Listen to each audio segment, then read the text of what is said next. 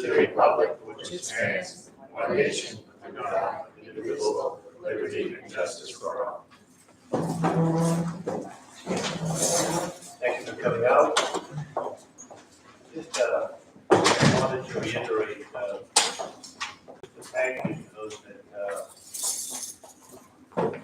Central Council, PTA, student body, to recognize the Board of Education at the last meeting. When I was going through our swag and our bags, I did notice some little essays that elementary school children had written that were affixed or attached to our goodie bags. So it was very nice of those students, so I wanted to recognize them as well. Mr. Tinto and Mrs. Pace and their request are not able to attend the meeting tonight. And I just want to say before the end of the meeting, on behalf of the board, I want to wish everybody happy Thanksgiving. It's time for vacation, it's time for relax with family, so we're fast approaching that time. So have a good holiday. So I'll turn the meeting over to Mr. McKenna. Thank you, Dr. Ryan. We start tonight with the audit committee here.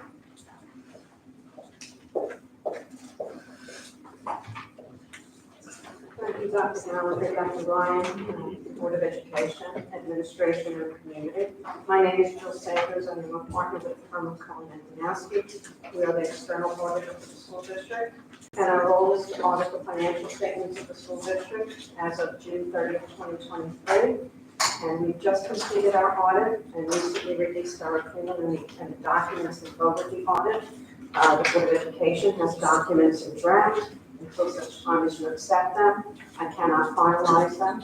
So they are your documents to review, and if there's any feedback that you'd like to give to me, through Mr. Toledo's office, by all means, after the conclusion of my presentation for the last couple of days, by all means do that. So the larger document that's in your presentation packet is the financial statement. And so our audit is a fairly lengthy process as we discussed at the planning meeting. And as a result of reviewing the books and records and auditing them, we render an opinion. And there's various opinion units. And the opinion units are all of the school district's financial statements that are transacted in each particular fund. The extra credits and activity fund, for which we have a modified opinion.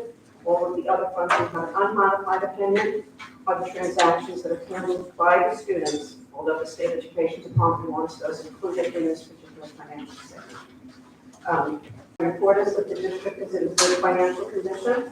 Good financial condition means you cannot keep more than 4% of next year's budget in your unassigned fund balance. This is your rainy day money. This is the place where if you have an emergency you go to. And the district's managed to maintain that 4% unassigned fund balance, and that's a very important thing, especially knowing that mandates continue and federal funding has decreased over the last couple of years because of the COVID programs that are either finishing or no longer exist. And so it's a very good place to be at that 4% of the subsequent year's budget. As you know, the Board of Education has in place reserves. They are under general municipal law or the capital reserve, which is under education law. All of the reserves are in compliance with law, and all of the activity in the reserves are in accordance with the Board of Education's actions. With respect to the food service program, the transfer that was built into the budget was sufficient to cover whatever the operating shortfall would be. And we know that you've also transferred money to go ahead and take care of covering the previous year's deficits that went back 2 years ago. So that worked out well. The other report that we issued in addition to the financial statement general purpose is going to the extra personal activity report. It's a cash basis transaction report. It's the way that the state education department wants us to report things by club and activity, opening balance, cash receipts and cash disbursements. So there's discrete accounting records maintained by the treasurer for these particular activities. And so the opening number was about $72,000 collectively in cash accounts. And at the close of June 30th, 2023, it was about $76,000. So pretty much the same activity in and out as far as revenues and expenditures. We released a document to you. It's a communication under AUC 260, and it starts by talking about some of the things that we've done in the audit. So I just want to go through some of the areas that the letter discusses because I think it's important. There were no transactions which there's lack of authoritative guidance, so that's a good thing. All the significant transactions are reported in the proper period. There's no difficulties encountered in performing the audit. All proposed entries, and as a result of the audit, because we're looking at transactions far after the June 30th date, so we will propose during the course of the audit adjusting journal entries to management. All of those adjusting journal entries were accepted by management and they will be recorded in the books and records. We have no disagreements with respect to the treatment of any transactions or questions about anything that arose. And there were no material weaknesses or significant deficiencies. So we remember that these are from an internal control standpoint, either a break in the internal control structure that could lead to sort of defalcation, okay, or a misstatement of the financial information. So that was not included. We gave a separate letter to the Board of Education. It's a management letter. So as we look at the internal control structure, part of our role is to make recommendations as to, here's a good internal control structure. Maybe these are some things that you should consider to make it even better. And so we had a few things that we noted in the management letter. And I know that Mr. DeVito's already started to work with his corrective action plan. And I think that that's a good document to go forward with. So we were pleased during the year with both the condition of the school district and the internal control structure that we saw in place. I appreciate the cooperation of Mr. DeVito and his staff. As always, when we ask for something, it's given to us right away. Any questions that we have are addressed right away also, so I do appreciate that. Any questions from the Board of Education? Thank you very much, Ms. Anderson. Thank you. I always feel like I have to ask you one question because you've come such a distance. And I guess if you're pleased, we're pleased. But I guess it goes back to Sandy, and there was always a concern about our holding some funds because we had to be reimbursed by the federal government, and we always felt vulnerable, whether it was Sandy or a hurricane or a storm or something. So is all that behind us in terms of the resolution of the Sandy money? And I mean, it's nice to know that we're basically within the 4%. I guess, as I said at the outset, if you're happy, Ms. Saunders, then we have to be happy too, in terms of that. So are we behind? Is that all behind us? I just want to add something that you may not even be aware of. Okay. We actually got about over $3 million today. And now Vito's completely closed down. So we received everything that we're supposed to have received for every building, every project worksheet, except for Nike, which is still the closeout process, and some project that we're working at the public library. And if you take a look at the books between what we should have received and something, you'll see it's almost like to the penny in terms of everything. But while you haven't had a chance to update you, that just got this money today. So that's a really good question. In the financial statement of the schedule of capital expenditures, it shows that there's a shortfall right now. So $4.5 million shortfall, but that's irrespective of the cash receipts that were expected because we knew when we looked at the schedule that the district is maintaining and the project worksheets that have been submitted for payment. There was going to be approximately $3.5 million at least against that 4.5. So now I think we have to wait to see as things wrap up what that shortfall would be. I think the estimation at the beginning was that there would be some shortfall. Obviously, not $4.5 million based upon what Mr. DeVito reported and what we expected to see as the receivable. But I would think that there would need to be a district contribution, okay, whatever that might be. And that would come out of the 4%, or if there's additional surplus this year for some reason generated, that would be a place that you might look at setting aside once we have more information as the projects, all of them close out. Okay, thank you. Anybody else have a board membership? No, I just want to thank you so much for your efforts and thank you so much for praising Mr. DeVito and his staff. It's very nice to hear how well you work together. So thank you, Mr. DeVito, and please send our thanks to your staff for all their hard work. I will, thank you very much. Thank you. Okay, thank you. Okay, thank you very much. Nice reading. It's nice. You had to drive home in the rain last night. It's a nice drive, it's peaceful. All right, thank you. Thank you again. Have a good evening and Have a happy nice holiday, holiday. everyone. Thank you. You too.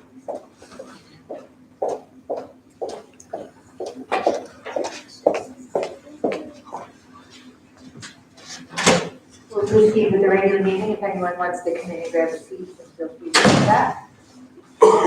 And And tonight we start our student showcase with a department and project we're so proud of and so excited about. We have just amazing things going on in our science and STEM departments these days. I hope you all got to see the launch of the rocket into space last weekend. It docked successfully to the space station. The astronauts are doing their experiments, and our students are going to mimic that experiment here. We have wonderful science research going on at the middle school and high school level, and we're thrilled to have some students and staff here tonight to talk about it as well. Over to you.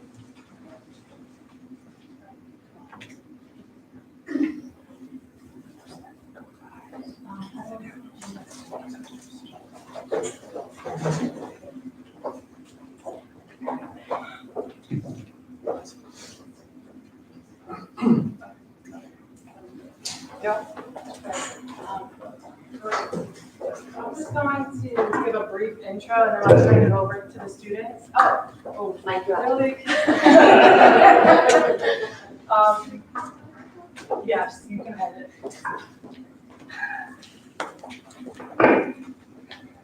Okay. Hello.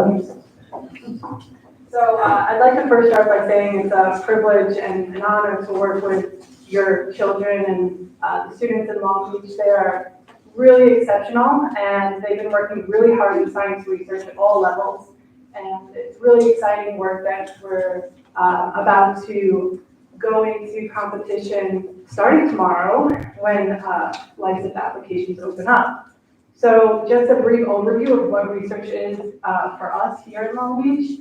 You have mission statements on the school website, and what I tried to do was take your mission statement and then connect it to our middle school and then unpack that in grade 9, grade 10, 11, and 12. So our main goal at the middle school is to focus our students on skill building.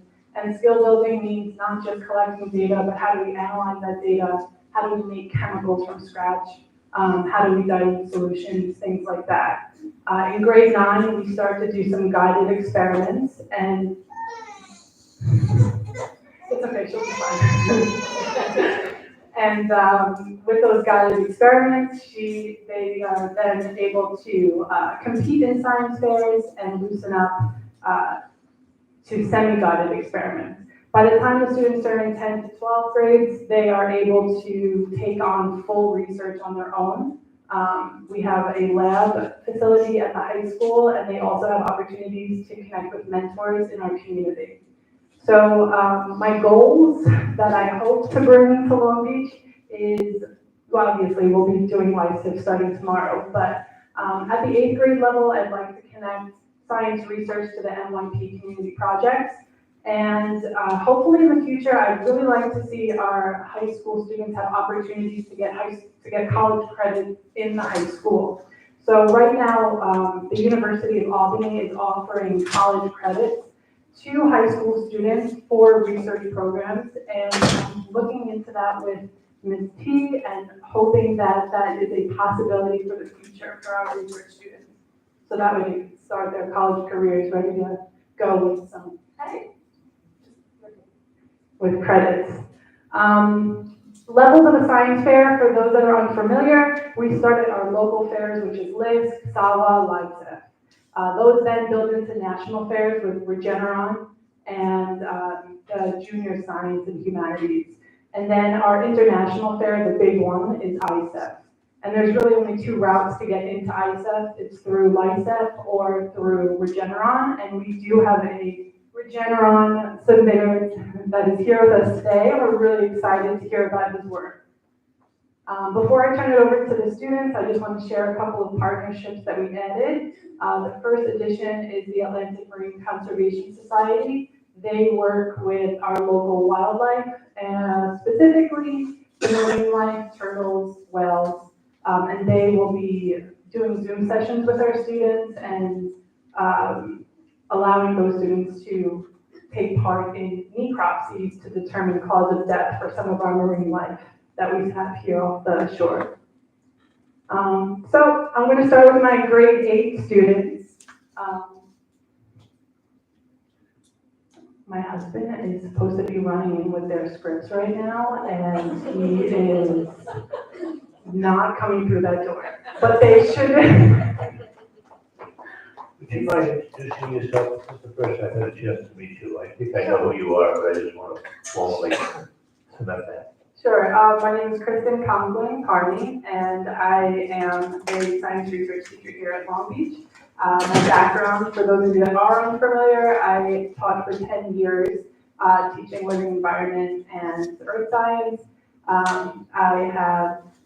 I'm strong within the community. I grew up in Long Beach area, lived here, and now I'm over in Harbor Isle, so still within the community here. Do you want to give it a shot? You want to give it a go, or do you want to? Has he been here before? Oh, he's right there.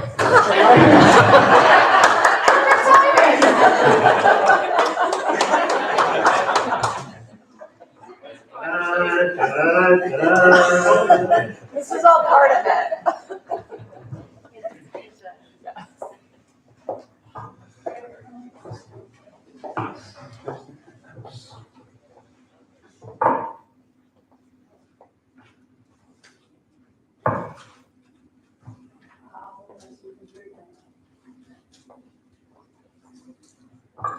All right, so to spark some curiosity, we did have our first field trip to the nature center, and the students were able to do a necropsy on a clam.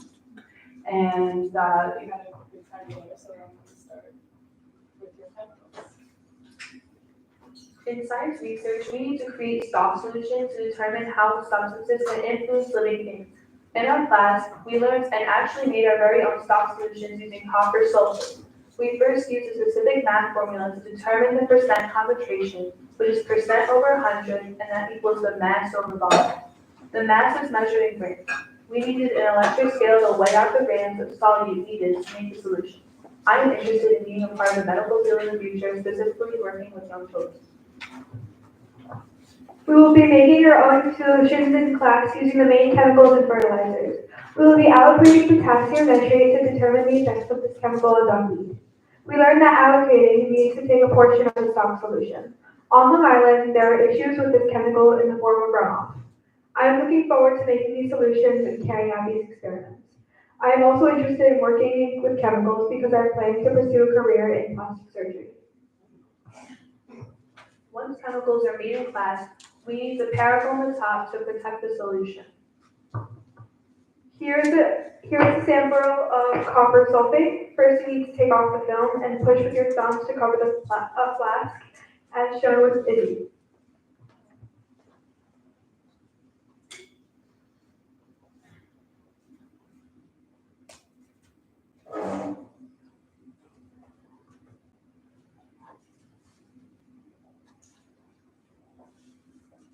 You're there. That's it.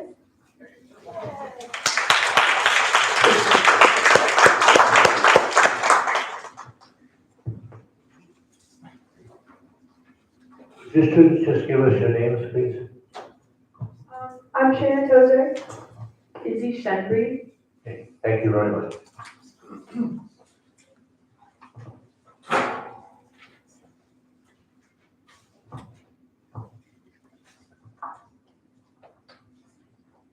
Hi, my name is Cindy Bergstein. My name is Jordan Soriano. My name is Haley Cummins. This year in science research, we learned many skills that are necessary to carry out experiments in a lab. These skills included chemistry calculations to create solutions and then use our stock solution to make serial dilutions to determine lethal dosage. My group used the chemical sodium hypochlorite and created a 1 to 10 dilution to determine the lethal dosage of this chemical on a model organism. Mung beans are one of the best plant-based sources of protein and therefore are a model organism in the lab. Mung beans are used in traditional medicine.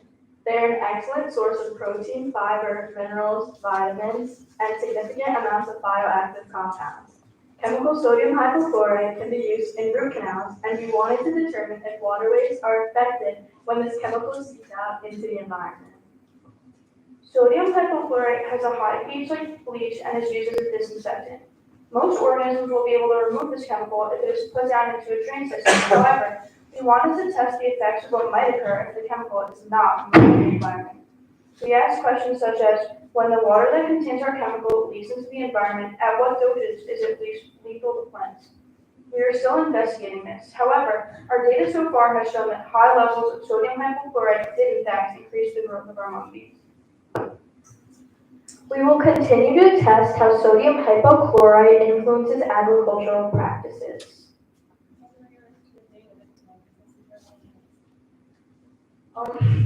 So basically what we did first is we had to add the cereal dilutions to like our mung beans every class period that we went. So and it's only one a day, like one or two class, so it was every other day that we had to do it. And we had to take pictures, and we had to use a computer system called ImageJ. And what we did was we were able to actually measure in length how long our mung beans grew from a certain date in time.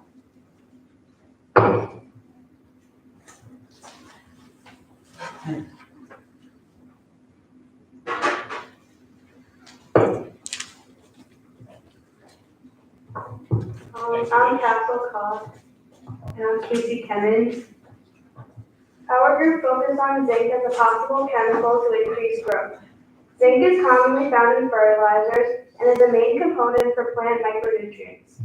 We collected data by measuring the root length and then using a program called ImageJ to measure the lengths in centimeters. We used Google Sheets to organize our data that was collected from ImageJ. We are making a variety of graphs that reflect the data collected. You can see here that we have a bar graph displaying a single day of the zinc cereal dilution. As you can see, once the plants germinated, we watered them with a 1 to 10 dilution. My plants continue to grow in the lab and prosper.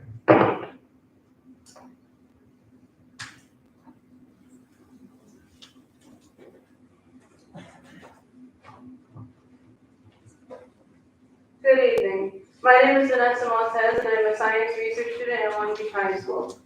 Now, imagine going to the beach and finding that swimming and surfing are no longer options because the water has turned green and there are toxic levels of algae present.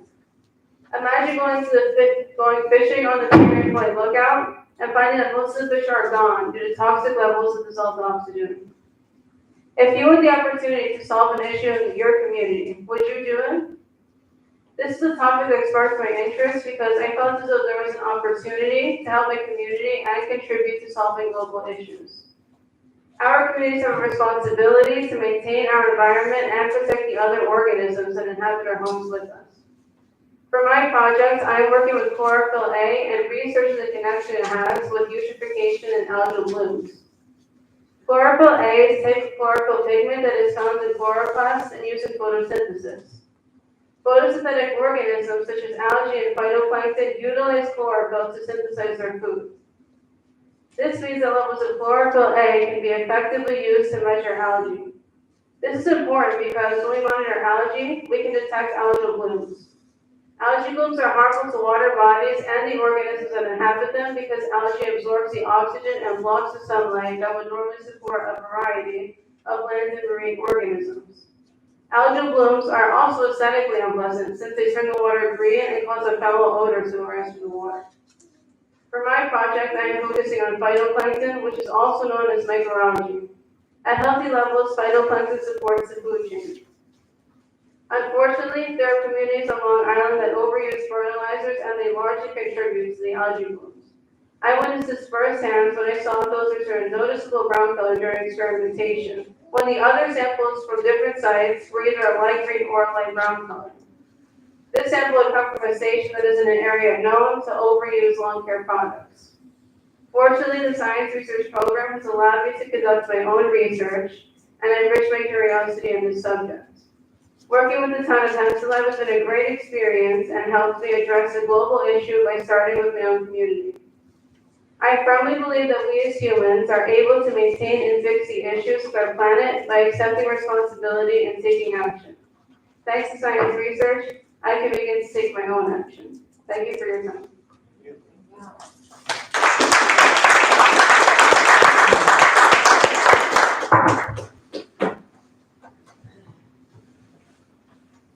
Hi, I'm Sam. This is my Regeneron submission. This is a culmination of my first 3 years of science research. Has anyone ever seen those grasses that they grow right by the boardwalk? By a show of hands. So my research focuses on a plant that's very similar to that, right by our ponds, which is super important in wetland restoration.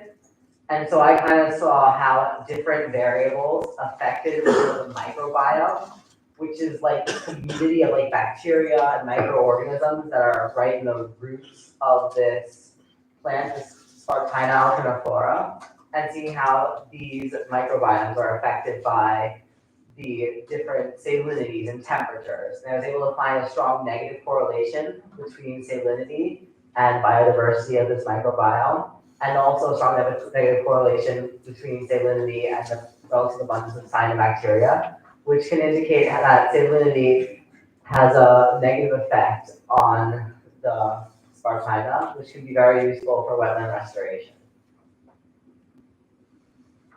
Right now, I'm researching about hydrogels, which are these polymer networks that are able to absorb water and swell up to large sizes and redistribute the water, like release it over a period of time, which can be very useful for plants, especially in droughts, as when it rains, the hydrogel will swell up, and in droughts, the water will get controlled release.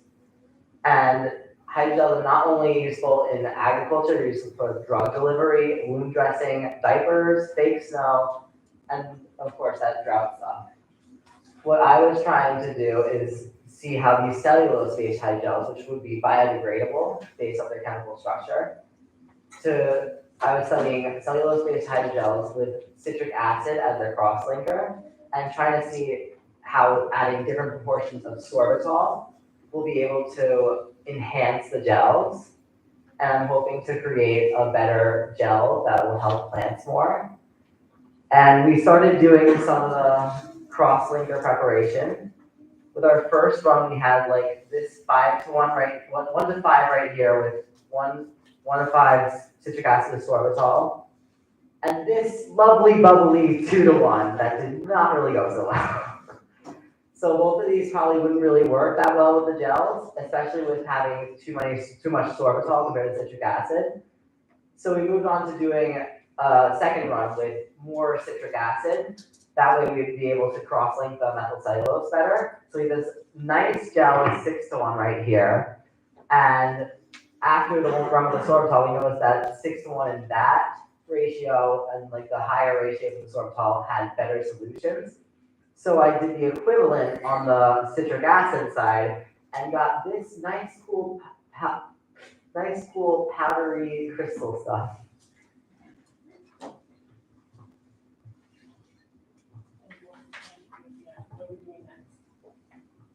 We're gonna make these into gems. And we got molds. We got molds today, we're very excited. Thank you, Chef.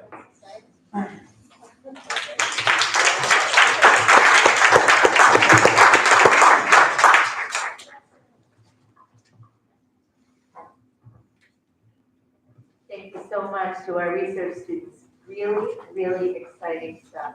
And I'm glad to see such a big group of students involved in science research.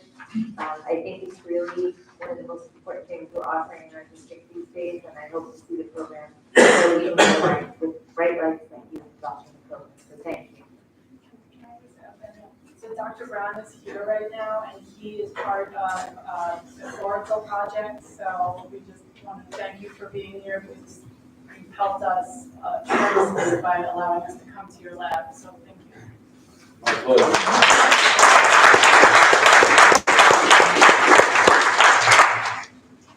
Before we move into the next public presentation on capital, any Board of Ed comments? Yeah. Kelsey? I just want to say that you all made that sound so exciting. Before you got here, I was talking to Dr. Ostroff, and I said, I've never really been a science person. I have to say, this is wonderful, and if I had to do it all over again, I would love to do what each and every one of you was doing. You really made it sound exciting, and I thank you for that. And teachers, students, it was really wonderful. So again, thanks.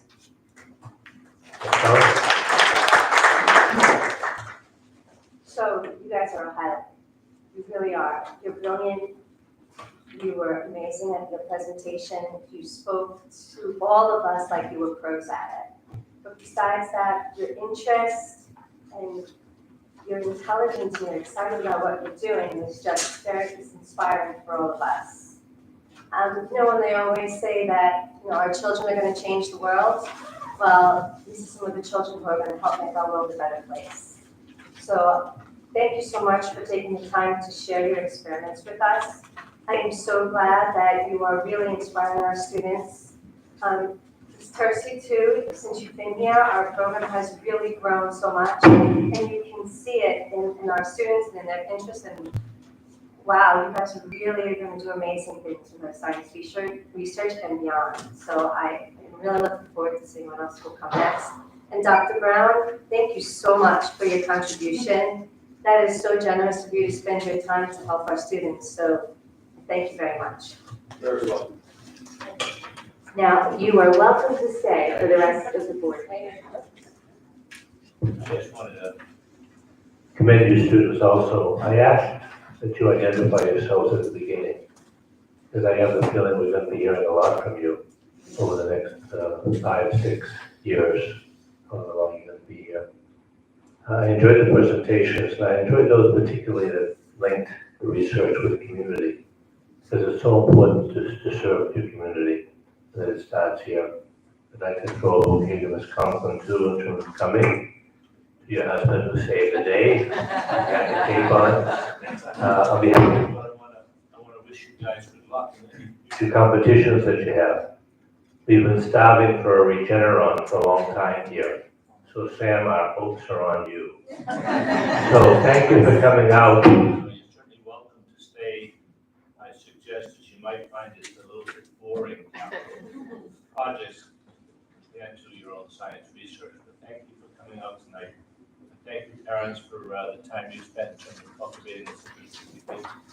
Thank you, sir, for your generosity and your time. It's most appreciated. Thanks again for all you do to make Long Beach a great place. Thank you.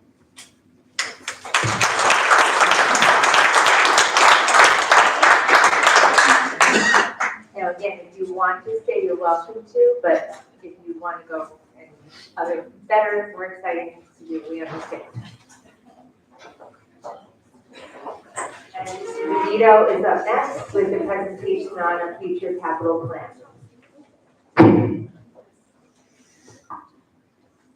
Thank you, Dr. Gallery. Thank you, students.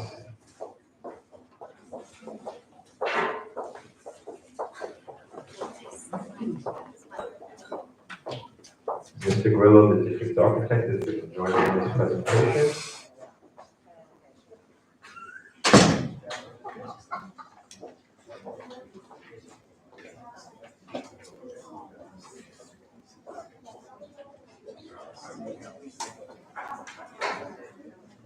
So this evening, we are going to talk about our proposed capital plan. Over the past several years, we've had different presentations about capital projects, and we've done some of the work that we talked about over the past several years. But the one thing we've always talked about is a comprehensive capital plan that would allow us to do a few important things. That includes improvements to indoor air quality, through mechanical ventilation and air conditioning, something that we've been speaking about for years, and some exciting educational space enhancements.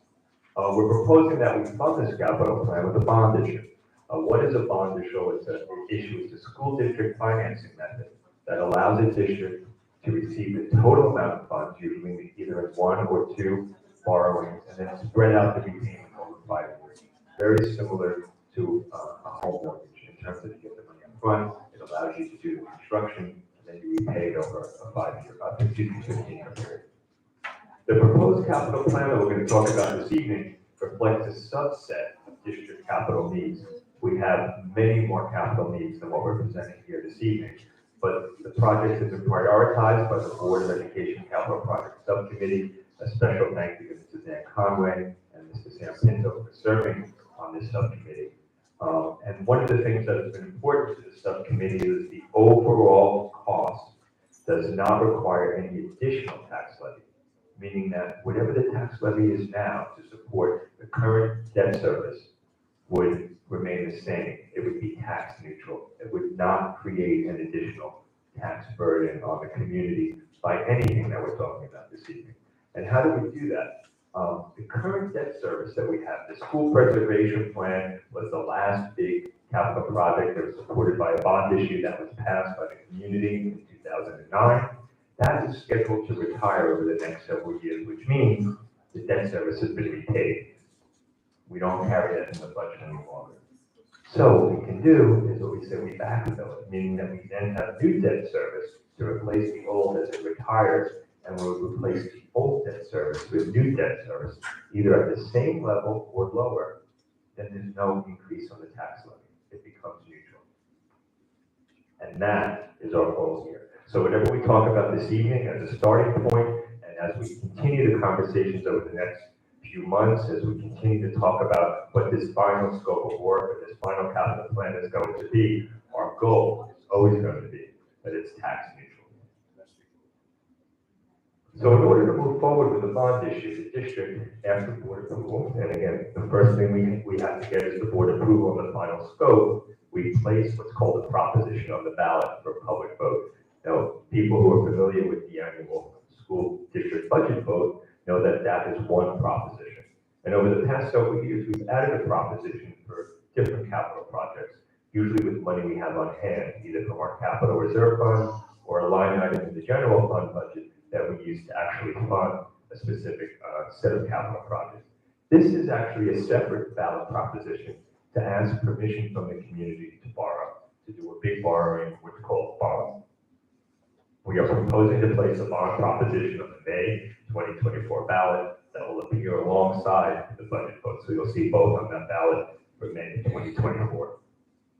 If the community approves the ballot proposition, then the plans can be submitted to the New York State Education Department, SED, and it's usually about a 1-year approval process. So the board decides on the scope of work, says yes, they want to go forward with a bond issue, we put it on the ballot, and then once the community approves it, which hopefully, we'll see what that happens, but if there is an approval, then our architect with the team of architects will put together all the plans for these projects, and they submit it up to the New York State Education Department for review. It's usually a queue, meaning that there's a long wait time, so maybe we'll be able to start construction summer 2025, or it may not begin until summer 2026. And that's important to understand the timeline, because we're talking about this now, right? It's November 2023. We're talking about a scope of work. We may not actually be able to begin work until the summer of 2026. But by talking about it now, by planning for it, it allows us to get this work done as the debt service rolls off. So I'm going to ask Mr. Grillo to join me as we start talking about the different projects. You'll see here it's broken out by school. Now, Lido Elementary and Long Beach Middle School are together because when we're talking facilities, this is one complex, because it's one large building. And you see the overwhelming majority of the work is going to be at the high school, and you'll understand why when I do the next slide. And we're looking for something at this point about $81 million. As we get more information about the specific projects and what kind of building aid that we're able to get back, we'll be able to fine tune really what that final number is. So this is a conservative starting point. We may be able to add a little bit over the next month or two as we get some more specific information about, based on this type of a project cost and this kind of a borrowing, how much aid do we get back, and then what's the net cost between the debt service and the building aid we get back. So again, it's tax neutral or even perhaps a decrease in the tax burden. So let's start with the high school. The big item that we're talking about is this new marine science research building. This is the cost. I'm just going to ask Mr. Grillo, because we're going to talk about this together, if you can just hit the highlights of the description in terms of what would this new marine science building include, and then there's going to be some slides that you're going to see here where we talk about why it's important and what it can actually offer our students. Mr. Grillo. Thank you. Good evening, everybody. So we were talking about a new science research facility where we can tap into Reynolds Channel and use the resource around us to improve the science program or further improve the science program here. We were originally looking at putting the science building at the very north of the site up against Reynolds Channel, but based on the requirements that we need, there's not enough circulation to get around the building on the east side. And if we put it in the corner of the west side, we thought it was too far away from the building. So we're meeting with the science folks, we looked at putting it right up next to the pond. So it's going to go between the new blue tennis court and the pond. It'll be a two-story building there. The first floor will really be a filtration room and a boiler room and a mechanical that will pull the water from the pond, pass through pumps, and then pump it up to the second floor, which will allow the students to have reefs and tanks and do their experiments up on the second floor, which would be really what's called a wet lab. We're required to have an elevator and 2 stair towers. So the footprint, as you'll see in a couple of slides now, the first floor is really all on the mechanical side and the pump side, and the second floor is where the students will house their classes.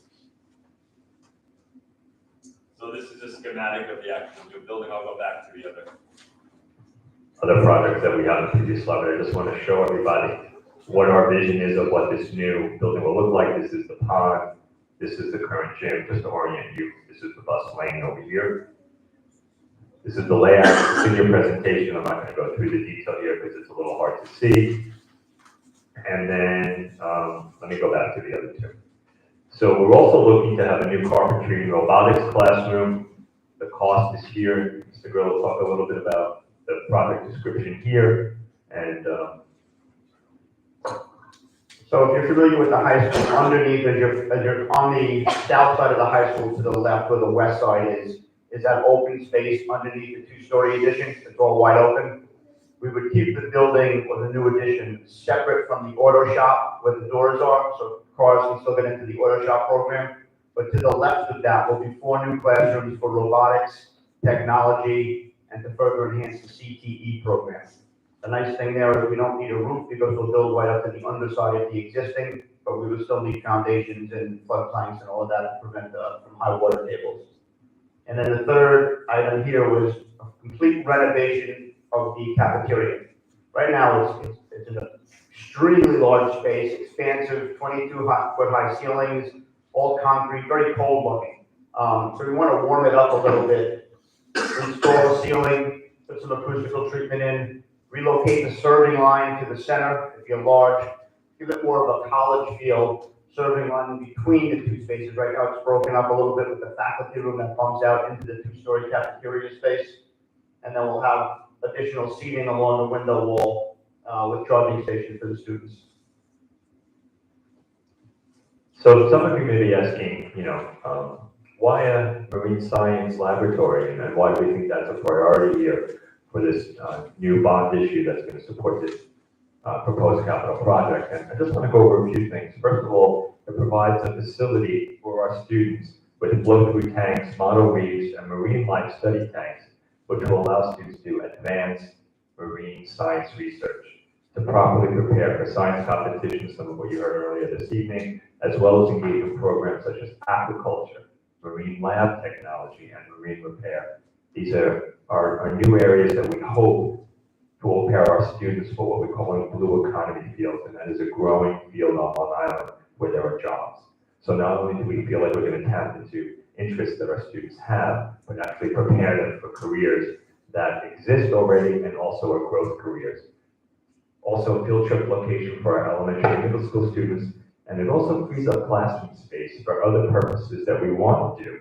That we first need to free up space. We're looking for a wellness center, an alternative learning center, and it allows us to have that space in the main building if we can put these programs in a new standalone building that we were talking about. The tech space that Mr. Gill was just talking about underneath the most recent addition allows us to offer a full carpentry program that allows our students to be certified and get jobs immediately in these fields. Also, the designated area for a robotics lab that includes a robotic testing area that we currently don't have the space to do. And we also want to bring our design classroom that's currently up on the 3rd floor and bring it down so there can be a nice synergy between these other programs where we can do architectural design. It also frees up classroom space again for that wellness center and alternative learning center that we're hoping to put at the ground level of the high school. Some other important projects that we want to do at the high school. I'm going to go a little bit more quickly through these because these are some things we've talked about already, and just for the sake of time. Locker room construction, we're looking to renovate both the boys and the girls' locker rooms at the high school, which includes the showers and just completely reconceiving it to make it more modern and more consistent with the needs of our athletes. Today, we want to put synthetic turf at the infields of our baseball and softball fields. That's something that we've been talking about for the past several years. We're going to we'd like to replace the gym and pool bleachers that really need to be replaced and the turf field that we currently have. By the time we start to do this, the useful life of the turf field at the high school would need to be replaced. Pool deck reconstruction, we want to retile the pool deck and then also replace related equipment, sanitary line, and the air handling units. Now, the high school is the only building that has a fully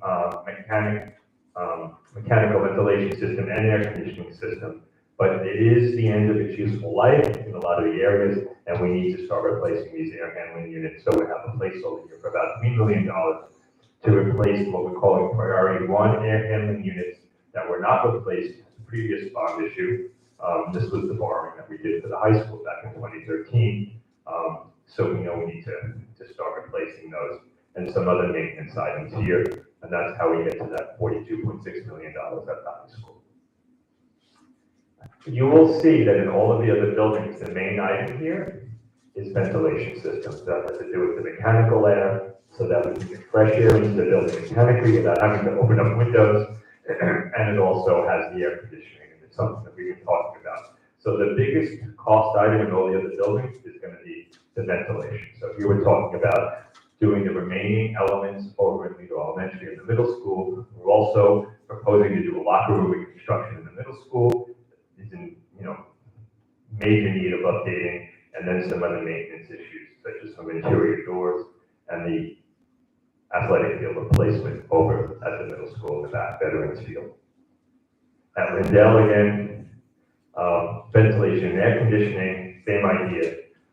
Also, we have to take care of the bulkhead. There is some issues over at the Lindell bulkhead that we need to deal with. And we also want to reconstruct some of the athletic fields, playground over at Lindell, and do some work with the baseball infield again, that synthetic turf for the infield of the baseball over at Lindell. East, first priority item is the ventilation over at East, mechanical ventilation, air conditioning. We also want to do some work at the playground on the north side of the building and some maintenance issues with windows and doors. West, ventilation, playground improvement here as well. We're looking to really reconceive of the West School playground, put in a gaga pit and really do some different things to change that whole feeling of the West School playground to make it less of an urban feel and something that's a little bit more modern. The library, we are responsible for the library, for the infrastructure, not the day-to-day maintenance, but for the what we call the building envelope. And these are two projects that we want to take care of over in the library, having to do with some ADA compliance and some window replacements. That is just an overview of all the projects that we're talking about, something for every building. The heavy emphasis, again, is on ventilation, indoor air quality, air conditioning, some really important instructional spaces for the high school that everybody will get to use because all of our students will get to the high school, and then some nice athletic improvements for all of the buildings. I think we really have a well balance in terms of trying to do a little bit for all the different needs that we have in our community. How does the proposed bond project benefit the community, besides talking about upgrading our facilities, is it allows us a way to plan. And that's the main thing that we're talking about here, is it allows us to do large projects without creating a spike in the annual tax levy. So we're talking, $81 million, and there's no real way to do this and enjoy the benefits of the improved facilities in the next couple of years without having a huge spike in the tax levy. And we don't want to do that, so you spread it out. And that's the whole idea, you spread out the repayment over 15 years. What we hope this proposed bond project will provide enhanced educational programs and facilities, as we said, enhanced educational and career opportunities for students with cutting-edge programming. We want to be on the cutting edge with our programming and offering these opportunities for our students. Enhanced property values that are associated with a high-performing school district and environmental sustainability. For good long-term facilities planning and financial planning, again, I'm just recapping, we're almost at the end of our presentation here. It's advisable to substitute retiring debt with new debt in order to make sure that our facilities stay in a good a good state of repair. We can do some really exciting new things like the new marine science lab and the space for our technology programs.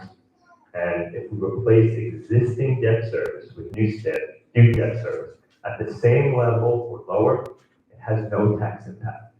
So there's no additional tax impact on this $81 million proposed project that we're talking about. Comments and questions from the board, please?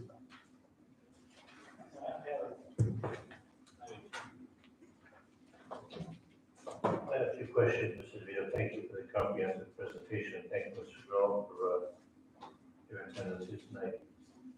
When I first heard about the bond, all I could think of was interest rates. And when we go out to finance this, so everybody knows now what interest rates are in terms of that, and all of that. So are we basically saying that when we go to finance this in 25 to 26, that the rates will be better? Hopefully, but we're going to plan conservatively and plan at least what the rates are now and actually a little bit higher, just to make sure that we have a buffer for potentially a rise in interest rates. Now, when we talked about any kind of cosmetic change in buildings between the bonds of 10 years ago and presently, oftentimes we hit with change orders, we hit with, supply chain issues that it takes a while to get materials, and all of a sudden the price has risen astronomically. So what is the reliability of this $84 million in terms of, is there a plus or minus in terms of $5 million in terms of what this would be? Or is that not a fair question to ask? No, I think it's a fair question, and I'll start, then you can certainly finish. Is that built in to these prices is a buffer for cost escalation? And it's a very good question because we're seeing that all the time. And since we've come out of COVID, we have seen construction costs continue to escalate, lead times, especially on mechanical equipment and electrical equipment. So we have to design this project as if it's not going to be really taking place until 25 or 26. So we have to plan for that as part of the budgetary numbers that we give to Mr. DeVito and then to the Board of Education. So that all is included in that. And then, like, as Mrs. DeVito had said, we do have that 8% escalation for unforeseen conditions or additional escalations. Thank you. And my last question is basically, how do we intend to roll this out to the community? Do we intend to have a public hearing on it, basically to, inform the community as best we can outside of a board meeting that draws maybe, this is a big one, 10 people? Hopefully get more community participation in terms of selling it to the community, at least informing them so they can make an informed vote if and when it does appear on the ballot. So what would your recommendation be in terms of a rollout of this in an intelligent way that would market it as? Well, certainly we'd like to work with our communications company that specializes in these types of things. There would be opportunities to engage the public, and that we can talk about the different initiatives that they've spoken with us already that may be helpful to get the word out. Some of it has to do with public information campaigns. Some of it has to do with like a workshop in terms of like a cafe type of learning experience. And I'd like to really consult with them in terms of what would be the best combination of strategies to get the word out. And it usually would be something in addition to board. I just wanted to publicly thank Mrs. Conway and Mr. Pinto because they basically were both board representatives on the capital projects committee, along with other stakeholders in the district who represent the board. I wanted to thank you for your participation in that review. I just want to make a public statement. And that is, we'd be naive if we didn't think we have to improve our buildings. You know, we live in a very, very tough area in terms of salt, and those of you that don't see it firsthand, we're going to have a capital project to invest in public address systems. But besides that, I think it's important that, you know, we basically reinvest in our buildings, as Mr. DeVito said, periodically in terms of that. When the initial bond came out 10 or 12 years ago, when we met as a committee, the number at that time was $305 million in terms of if we wanted to do everything that the committee said needed to be done, the thought needed to be done, you know, back in 2010, 11, and 12, then it would have cost at least $305 million. But we couldn't possibly put that kind of bond before the community. So we kind of prioritized, and some of these things took a back seat, and they need to be done. They needed to be done 10 or 12 years ago. They certainly need to be done now. So I just want to once again thank you and let the community know that we've given this a lot of thought in terms of just need, in terms of moving forward, and that we think that this is the time that we need to go forward in terms of improving our schools and improving our schools, improving our community, and doing what's right for our students and staff. So I just want to thank you for coming and listening, and any other board comments? Yeah, I have. Ms. Kelsey, please. Also, thank you so much for this presentation. It's very enlightening. Some of what you're presenting is obviously going to be attractive to the community, the new buildings and such.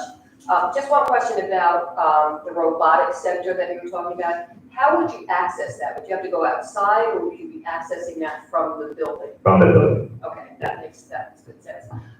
The other thing is, and I think that we talk about this a lot in the beginning of the year, things that you don't actually see, like these beautiful buildings, you don't see the ventilation system, but it's so wanted and needed, and I know that we all heard from the public at the beginning of the school year that the kids were dying of the heat.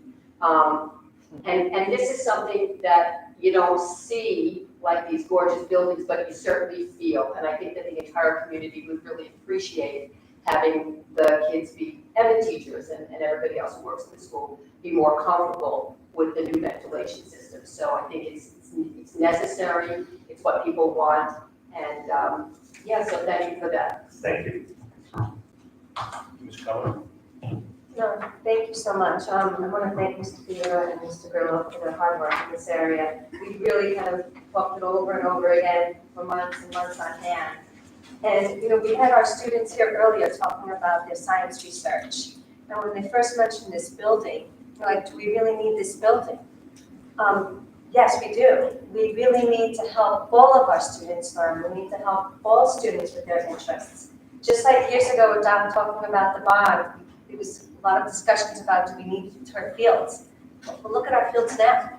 They're constantly being used. And it was pretty much a new concept back then. So the science research building is really opening up the world to our students. We're not just hitting the actors, we're not just hitting the actors and the singers. Now we're helping taking care of our science research students, our academic students. And it will also open up so many other programs and courses for our kids that in this day and age, you really need to provide for them. You need to provide for all of our students, because you don't know what their interests are going to be after high school. So Mr. Pinto and I were also extremely concerned about ensuring that there wouldn't be a tax burden on our community, because we all know how difficult it is with prices these days. And Mr. DeVito, he really made sure that when we talked about it, that it would be tax neutral. But you're not going to feel it. It's just going to take the place of the bond, right, Mr. DeVito? Yep, it's going to take the same budget line that we have right now, nothing more. Right, And by doing it this way, we're actually helping our district financially. Instead of not doing a bond for years after the bond retires, it would probably cost us more money to do these repairs that have to be done. We were still discussing though some issues regarding the east and west playgrounds about the turf, because we don't want to do all turf, so those are still up for discussion as well. So I don't want you to think that everything is going to happen as it says here. There are still issues that we're looking over to ensure that we're going to provide our students with the best possible environment for their schools. So, and the high school cafeteria I wanted to mention too, I believe that came out of a survey that Dr. Gallagher had put out to the district. Actually, that was from the high school administration team. They, in speaking with students, realized that the high school cafeteria, which is really the hub of a high school, is so cavernous that it really is not conducive to our kids' well-being or socialization, and some improvements in that area would really improve the climate of our high school, as we've seen already this year with the improvements in the library and the new bathrooms. I mean, it has just created, you know, when you go to a space that's welcoming and warm and modern, it feels good, you feel good, so we want to continue that with the cafeteria.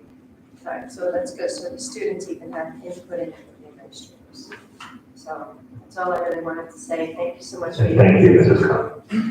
Okay, thank you, Mr. Vito. All of the meeting. Any public comments on the presentation? Just if you're here for the first time or you haven't been, if you just state your name, please, and your address, please. My name is Brian Jansen. I live at 270 West Beach Street, and I have 2 kids in the district. I think the plan is certainly intriguing, and I think there's a lot that needs to be done for the community. One of the items that I didn't see on there, and certainly would be a de minimis line item, which I think would provide tremendous benefit to the community, would be provided for a wrestling room at the high school. There's a tremendous amount of demand for that program up and down from the youth program to the high school. There's actually 200 kids that are in the program right now. Both of my children are actually in the program. I've been in the wrestling community my entire life, from 6 years old through wrestling Division I program. And I will tell you, the program that we have here is by far the most impressive that I've been involved with across the country. Obviously, there's a lot of champions and people that are, you know, winning accolades. I think the true story is really all of the other kids that are involved in the program and what the coaches do here for them, which is, you know, confidence, humility, work ethic, and really the family cultures that they create. And as it stands right now, they have the kids coming from the high school walking over to practice in the evenings here, and all of the other programs that are associated with the wrestling family are delayed, right? So I have my son wrestling tonight. He'll finish at 8:45. Get him home, you know, by the time he eats again and goes to bed, it's 9:30 at night. And there's countless kids that have this same situation. And I just think when you look at the economic benefit for, you know, 200 kids that are going through that system every single year, you know, a de minimis line item to improve, you know, that option and lifestyle and quality for the kids would be a huge benefit to the district, and hopefully allow us to bring even more kids to the program. Okay, thank you. Sure. Yeah. My name is Andrew Hayes, and my wife Wendy and I live in West Palm. We have 2 boys, Matthew and Jonathan. Matthew's in high school, and Jonathan attends the middle school. I'm also president of the Long Beach Little League, so I'm here to advocate for the turf fields that I saw you thinking about putting in at the high school, both baseball and softball, and also at Lindell.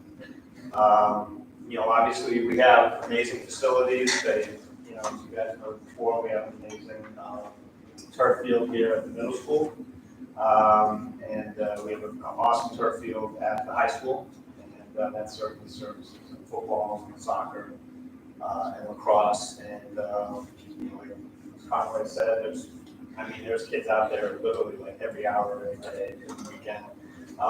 You know, baseball and softball were left behind, and I think they were part of the original plan that Dr. Ryan mentioned back, you know, the original bond issue, and apparently, you know, they got caught out for whatever reasons, I suppose, at the last minute. But, you know, like our league is over 500 kids, boys and girls from ages 4 to 16, and field space is 15. We get tons of cooperation from the Long Beach Athletic Department. We do get use of some of their fields. You know, Lindell is actually one of our primary fields, and anyone who's been involved with baseball or softball, Lindell Field notoriously is a great fit. First of all, they redid those fields with dirt grass a few years ago, and there were major upgrades. Lindell came out beautiful. The high school field and both baseball and softball and middle school renovations were awesome. Turf and grass, go to away games at other fields, and our fields are really nice. So turf and grass fields. The only problem is that obviously when it rains, those fields don't drain very well, especially in Lindell. Rainstorm can put the team can't use the field for 1, 2, especially if you get these heavy rains nowadays. You see these rainstorms that we've been having. You could wipe out an entire week of practice and game. Excuse me, we have a 3-minute cap generally, so no. 30 seconds. Okay. So it would benefit the high school does not allow us to use those fields because it would be too much wear and tear on the current grass fields the way they are. But if those fields were turf, they would open up for use for all of our kids at all the ages. And it'd be a tremendous benefit. And like the high school field, 90-foot bases, they could make it so it would be the bases could be moved in for the younger kids, the movable turf mound, and it could be utilized by everyone from all ages of the district. And just the second on the wrestling, my son did wrestle this year. I know a little bit about the wrestling program, not as much as baseball. The wrestling program is probably one of those, like one of the absolute top programs in the city. I think I second the motion for the wrestling. Okay, thank you. And I think this is why when we talk about a public forum in terms of this, it's important for us to hear your input. When I saw Mr. Weiss come in, and I knew I had him in school, I said, gee, why is he here tonight? Oh my God, is he in the daughter in high school already? And then I said, geez, it must be something to do with wrestling. But we appreciate you coming out and advocating because that's what we need to hear. So thank you for that. And we will listen. We will. Any other public comments on the presentation? Sir? Hi, must have been thanks here too. My name is Brian Ivins, I live at 23 Eden Road. I think this capital improvement plan is fantastic. I have, 2 kids at West right now and 2 kids at the middle school, so I'm getting my money's worth of my taxes. And they all complain about how hot the schools are, so I think the ventilation stuff is gonna be great. And then my 2 young ones play baseball, so the baseball fields, the turf fields are gonna be fantastic because they've missed, I don't know how many games, bumped back, canceled, and everything from the rain. I'm also piggybacking on the wrestling room thing. I have the privilege of having 4 kids in the school district, 2 girls, 2 boys, all that wrestle. The wrestling program, the female wrestling program, is up and coming in the district. This year, I believe there's 8 girls trying out for the middle school and varsity teams, which is huge. I think that's a very big bright spot where wrestling room should be considered for the high school. Women's wrestling is the fastest growing NCAA in the nation. You know that. And the barrier of entry into that sport is very minimal. You have a wrestling room, you have shorts and t-shirt, you can wrestle. It's not like you don't need a rink, you don't need hockey. So it's hockey too, so that's not right. The barrier of entry is very low. I think the cross section of our community is represented within that wrestling room every bit of the day that there's wrestling going on in there. I also have the other privilege of working in town as a police officer, and I see kids in the wrestling room that I see outside of the wrestling room. And I think that wrestling room brings down, some of the kids in the community, that's their bright spot. So I think to have that for them to go to and that, that goal to attain to wrestle and possibly go to college for wrestling, I think is a very, very important part for the community.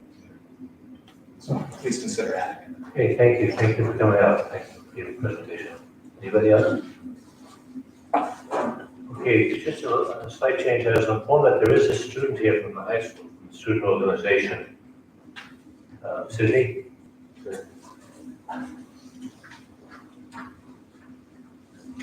Sydney, if you just, ladies, if you just approach the microphone, just give your name and your addresses and please. My Hi, my name is Sydney Bernstein. And I'm on address. Yes, 450 Shore Road. thank you. Hi, my name is Lauren Soriano, 174 East High Street. Okay, thank you. So, like I said, my name is Sydney Bernstein.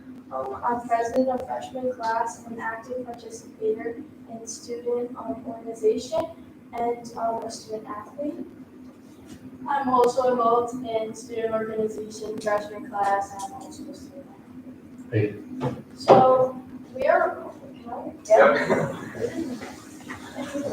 we are requesting to start an Odyssey of the Mind high school competition team this year.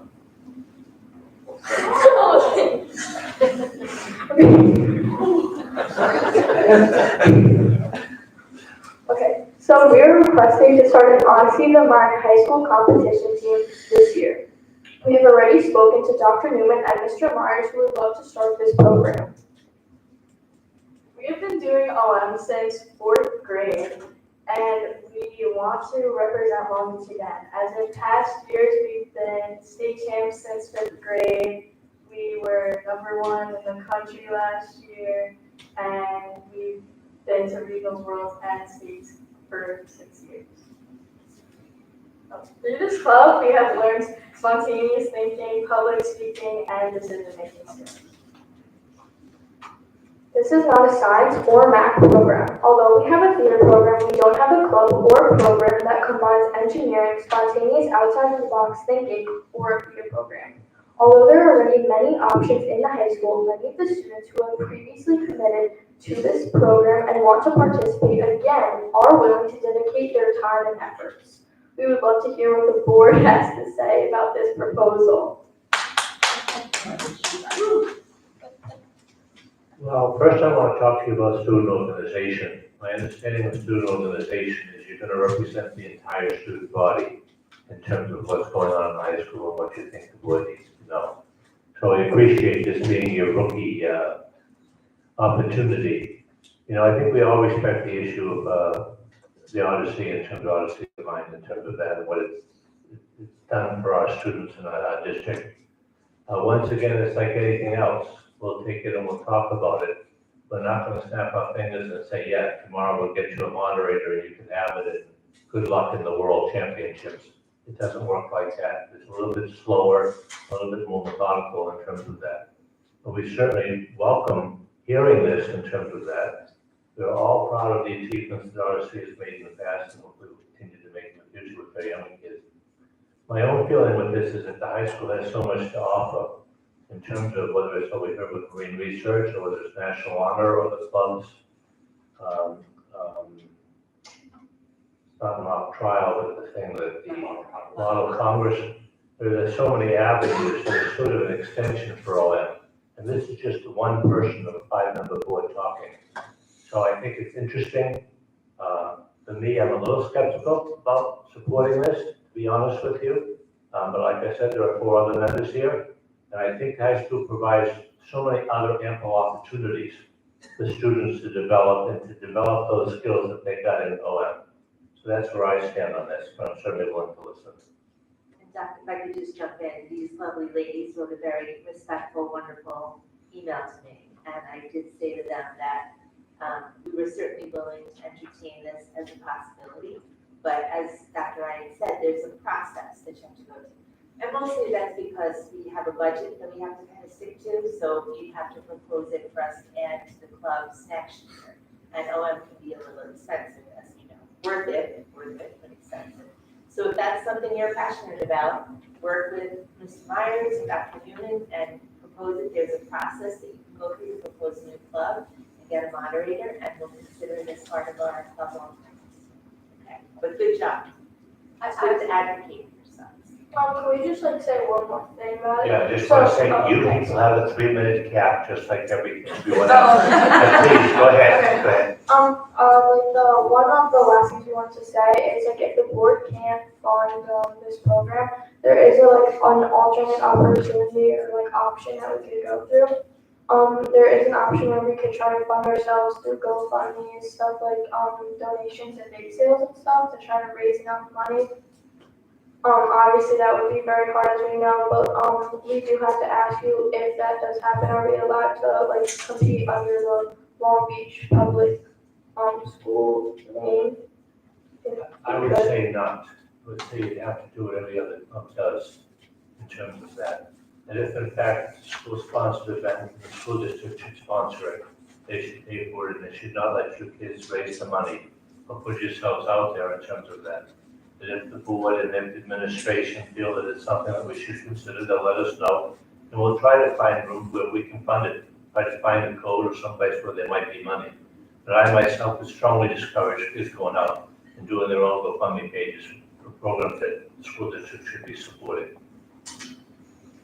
I just have a question. How many of you would like to be part of this club? So, like a typical Odyssey Vermont team is made up of 7 students, and already students have expressed and shown interest in the club for, if we do go through with it. So you have 7 or do you have more than 7? Well, right now, we have around 8 possible students, but I'm sure that a few of them might not want to do it, and many students, so we just have to see, but I'm sure that we could find a good medium of kids who would want to do it, a 7 number. All right, so I really appreciate you bringing this to the board. Thank you so much. Just like Dr. Ryan and Dr. Gallagher said, we have to talk about it. It's just the way that things go, but I really appreciate you guys coming down and advocating for yourselves and advocating for your fellow friends. So thank you. I have a question.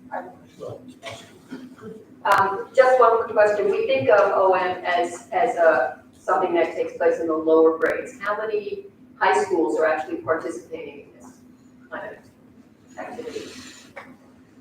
So, although that the elementary school and middle school, there's a bigger number of teams that do participate, there is a very large number of high school students, and the club even the program even goes on to a college level. So there are a lump sum amount of high school teams that we would be competing against, and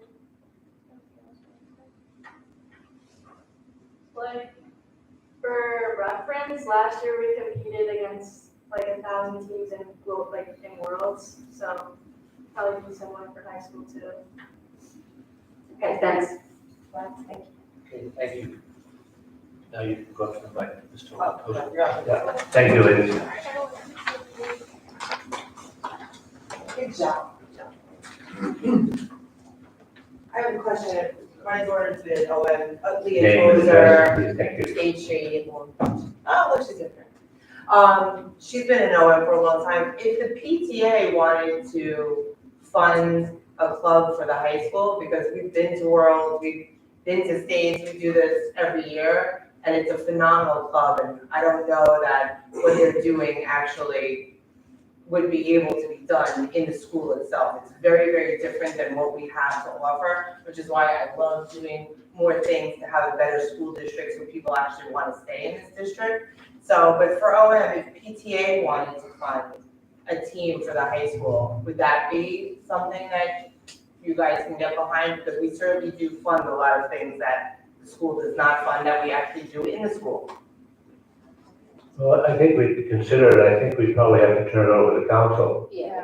in terms of that, because it's something that we're not used to, and we have an attorney consider that, pros and cons, liability, those kinds of issues in terms of. Yeah, only because, I know that I'm only the middle school Right. PTA co-president, but if we can find that out, do you want me to email you something further? I think that would be a great idea. Thank you. Right? Thank All you. right. Sure. On The name, please, and your address? I'm Shannon Tozer, 226 East State Street. Thank you. I'm her daughter. I'm currently in 8th grade, 11th team, and I just want to say that, just to add on what Sydney and Jordan said, I know several kids who were looking very forward to continuing through high school. I know over 20 kids in the 7th grade, because since I know this will take a process and a while to work on, I know over 20 kids in the 7th grade, the grade lower, underneath me, who would love to join. Just that. So the age has become 28, Sydney. You've got 28 to deal with, that I hear. Thank you very much. Thank you for your presentation. Sir, please. you, Adam Bernstein, 450 Shore, since that.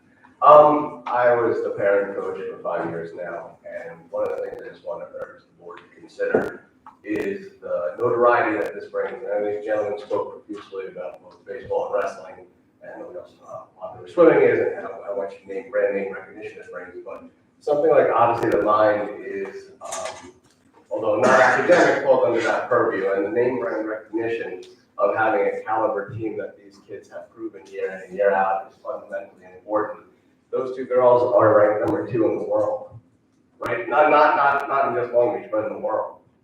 That means one other country, Poland, is the only other country to surpass them. And that kind of brand recognition that you can promote from Long Beach from an academic standpoint. Yes, we talked about the science lab, which is phenomenal, but this kind of program, if we can cultivate it at the high school level, will benefit children and it will also benefit the school district. So I urge the board, when you guys do consider this, look at the positive repercussions that this brings on the city of Long Beach with what these kids are capable of accomplishing. And the good news, here we go, I'll sell it positively, the competition at the regional and state level at the high school base is not too overwhelming, so the likelihood of these kids advancing to the world is pretty strong. So once again, another positive accolade that Long Beach really needs to consider when they evaluate what these kids can do for the school district. So thank you again. Thank you, Mr. President. Thank you. Thank you for waiting too. Thanks. Anybody else? Okay. We're not used to having so much community participation. Yes, we can get it down to 30 minutes, the over by 7:50. So it's kind of nice, one, to see faces, and 2, to hear voices. So thank you for coming out. Thank you. Thank you.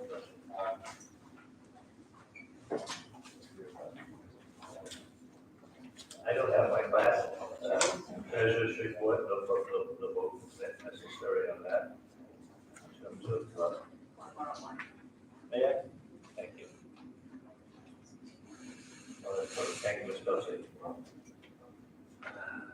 Approval of minutes for executive session, regular meeting of October 11, 2023, and executive session, work session meeting of October 26, 2023. May I have a motion? Motion. Second? Second. Any discussion? Ms. Dosey? Yes. Ms. Conway? Yes. And I vote yes. Can we kind of move quickly through this? Super quickly, items 1 and 2, certificated, non-certificated personnel. I'll make the motion. May I have a second? Second. Dosey, any discussion? Ms. Dosey? Yes. Ms. Conway? Yes. I vote yes. And I'd like to introduce Valerie Saccone, who's in the back. She's our new social worker for Long Beach Catholic. Welcome. Welcome. Item 3 is the acceptance of the financial statements and our audit report. Motion. Second. I just want to, once again, after Ms. Saunders' presentation, I just want to thank you, Mr. DeVito. You know, every trustee always gets a little bit anxious and nervous when the auditors come into a district, hoping that we get a good report. And we certainly can't go off on issues and those things to the public if our track record isn't good in terms of minding the books and being accountable and fiscally responsible. So thank you for the efforts that you make and your office makes in terms of making us look good. Thank you. Okay, other discussion, put it to a vote. Mrs. Dosey? Yes. Ms. Conley? Yes. And I vote yes. I ask the board to consider items 4 through 9 together. Motion. Second. Any discussion? Ms. Dosey? Yes. Ms. Conley? Yes. And I vote yes. Item 10, there's no action necessary. It's the first read of the amended policy on school guidance programs. And I ask the board to consider items 11 through 15 together. Motion. I'll make a second. Any discussion? I just want to thank Mrs. Conway, the superintendent, Ms. Dolan, and those that serve on the policy committee for the work in terms of keeping us up to date in terms of policies that are recommended or needed in the district. Oftentimes they're recommended by Albany or they're recommended by national issues or whatever. So thank you for your patience and your execution in this regard. And thank you to you too, Dr. Adams. You are also on the policy committee, so thank you for all of your service. Okay, thank you. Other bouquets going around here tonight. Okay, any other discussion? Okay, Ms. Dosey? Yes. Ms. Conway? Yes. And I vote yes. And Board of Education, additional new or old business, if any? I just have a few. I want to give a shout out to our varsity volleyball teams and our swim teams for going to states, which is amazing. So congratulations and good luck to all of our student athletes. I'm very excited about all of that. I'm sure they are too. And you know, a lot goes to their coaches who really go above and beyond for our kids. Good luck. Any other additional, any new or old business? Any questions or comments from the public? Announcements, Long Beach Classroom Teachers Association, Abby? No announcements. Administrative Supervisor and PBS Group? Mr. Myers? I'd like to say comment, I never,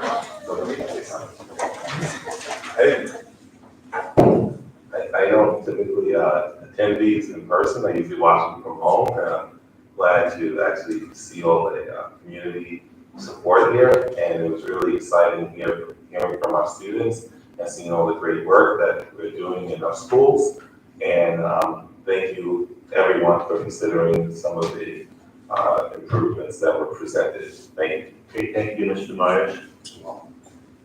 Long Beach SCA? Parent Teacher Association? May I have a motion to adjourn? Motion. Seconded, all in favor? Aye. Thank you again, everybody. Happy Thanksgiving, everyone. Valerie? Yeah.